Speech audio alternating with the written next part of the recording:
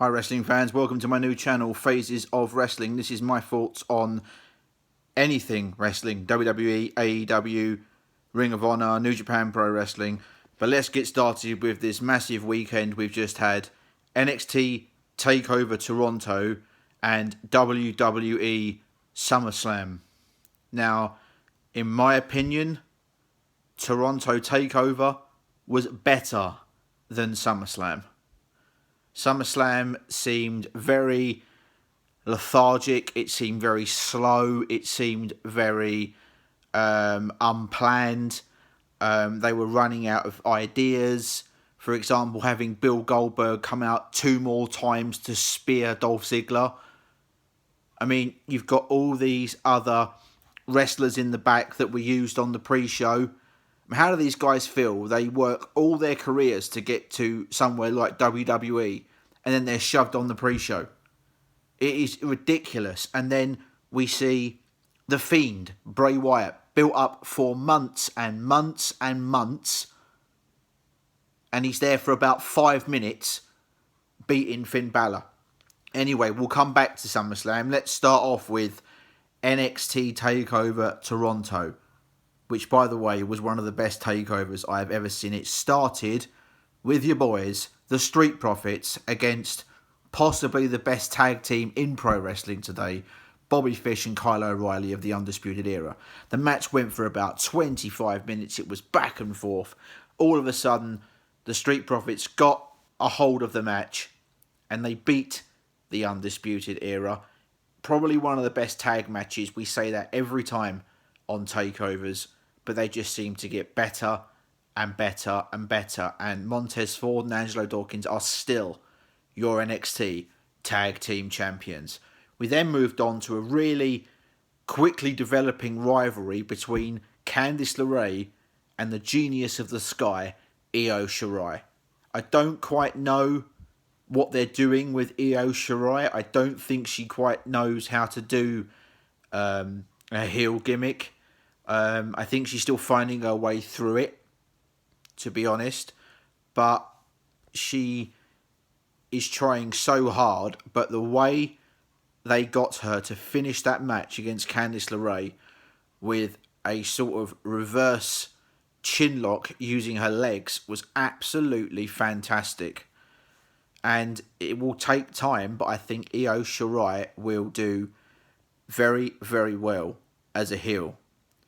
Then we moved on to probably the most anticipated match of the night besides of the main event. We had Velveteen Dream, Roderick Strong, and the Bruiserweight Pete Dunne. I have to say this was probably the match of the night in my opinion. Velveteen Dream just overcoming Bruiserweight Pete Dunne and the Messiah of the Backbreaker, Roderick Strong. Again, another fantastic match. This is why NXT is so much better. Why? Because Triple H is in charge of it. That is why. And then we had the women's title match. Shayna Baszler going one-on-one with Mia Yim. You could sort of see the outcome of this match because apparently Shayna Baszler is now the female equivalent of Brock Lesnar in NXT. She just doesn't seem to lose. And when she does fight, she always wins. It's getting a bit boring now. And all those women down in NXT just seem to be getting in the ring with Baszler and losing. So I don't know what they're quite doing with the women's division, but I think that's the one flaw with the NXT brand over in the US is that Baszler needs to lose that NXT title and get her promotion to the main roster as soon as possible. And then we had the second 2 out of 3 falls match between Johnny Gargano and the Panama City Playboy Adam Cole.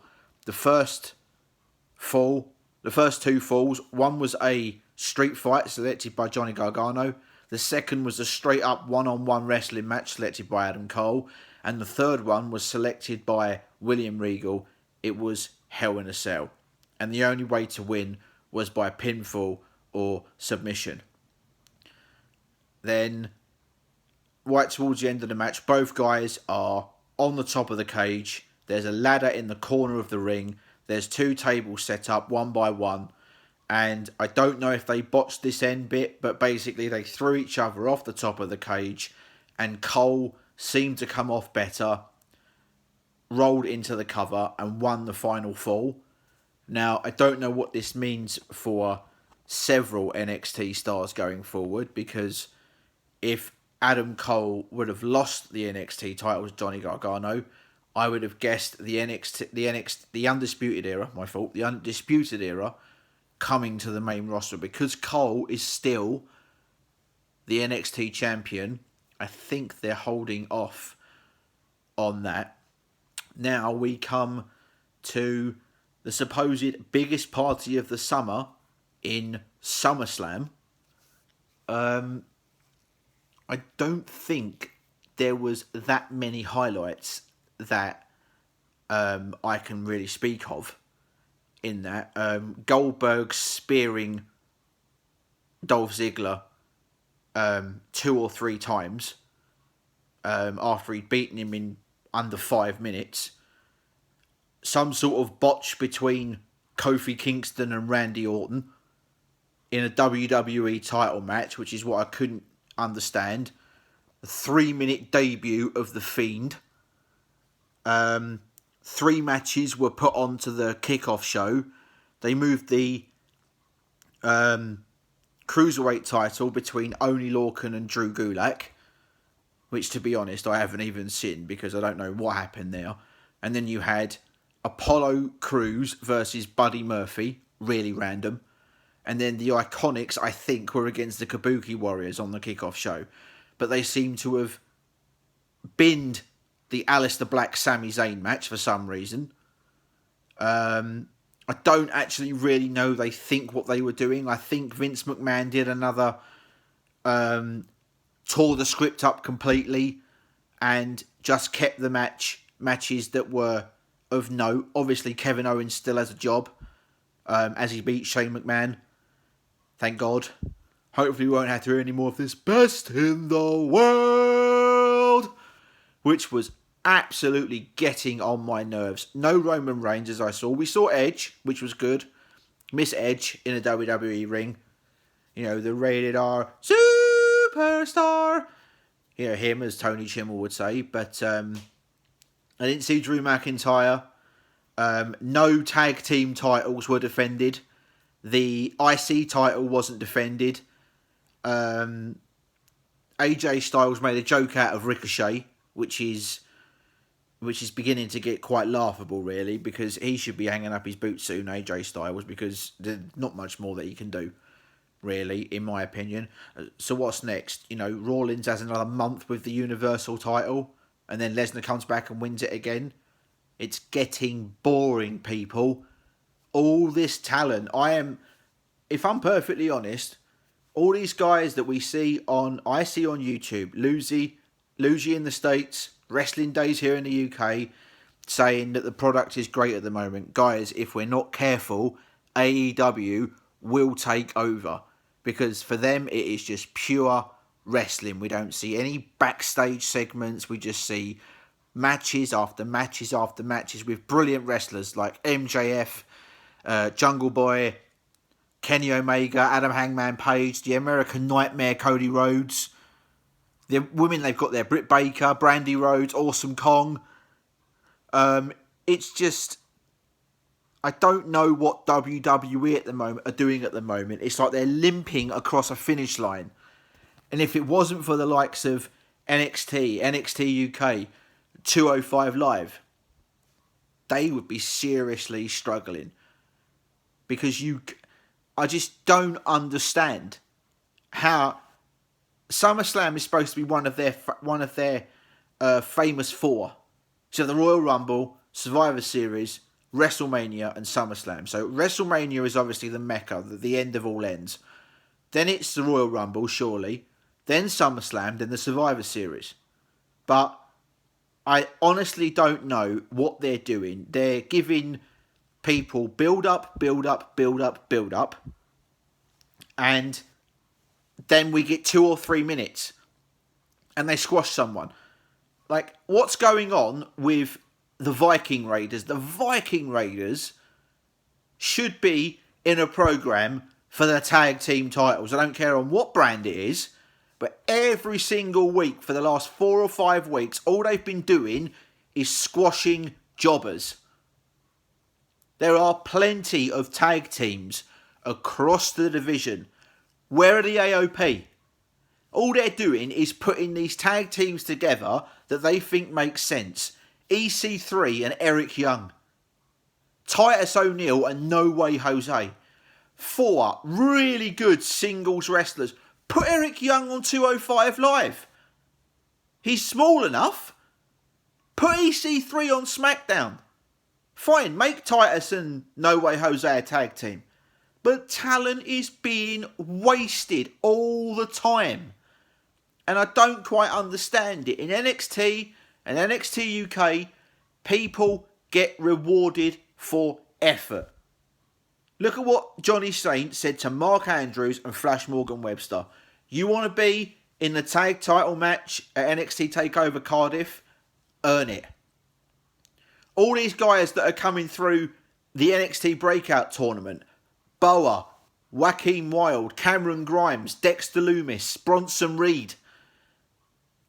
These guys are going to be phenomenal. But as soon as they get to the main roster, Vince McMahon will ruin them.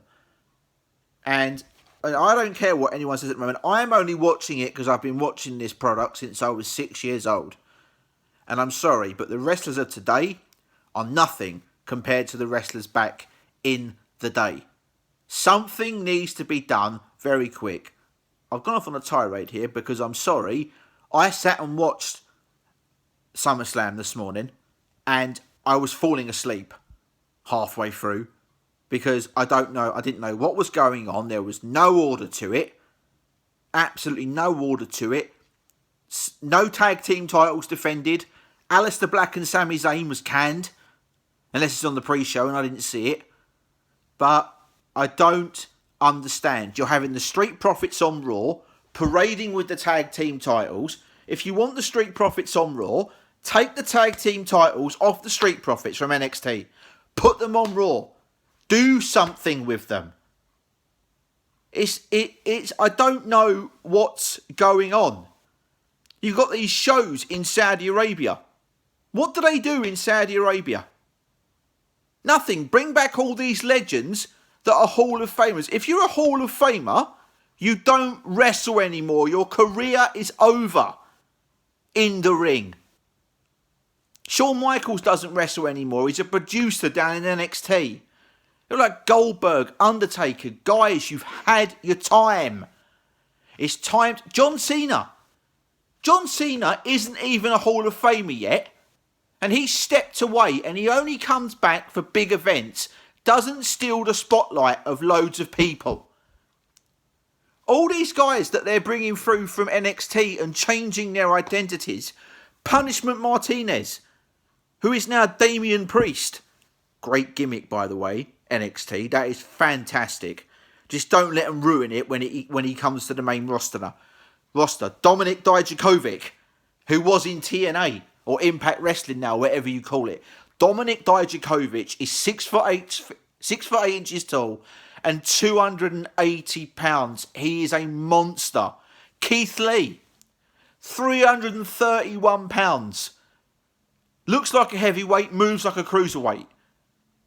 I don't know what they try and do when they are bringing talent up from NXT. I honestly don't understand it. But if anyone sees this video, wrestling fans alike, Days, Luge, Pro Wrestling Unlimited, someone sees this video, understand WWE are messing things up. Drastically messing things up. Raw's got to be something special tonight because they've got to get away from this Seth Rollins versus Brock Lesnar, Roman Reigns versus Brock Lesnar. We're tired of it all. We've seen it all before. Look at the guys who are on Raw, waiting, just begging for a Universal title program. Right at the top of the tree, number 1 is Drew McIntyre. Drew McIntyre, he went away, he came back. Now look at him, he's a monster. Over 6 feet tall, 265 pounds. He is a monster. He should be challenging for the Universal Championship. Sami Zayn needs to be challenging for the Universal Championship. Apollo Crews needs to be challenging for a title, or put him back down in NXT. If you're not going to use them, Vince, put them back in NXT. Anyone, I don't know where the creative's going on this, but Raw and SmackDown this week need to be something very, very special. Guys, I have been Phases of Wrestling. This is the first video of many. If you like it, subscribe, hit the like button. Guys, I will do much more on this as wrestling develops. Thank you.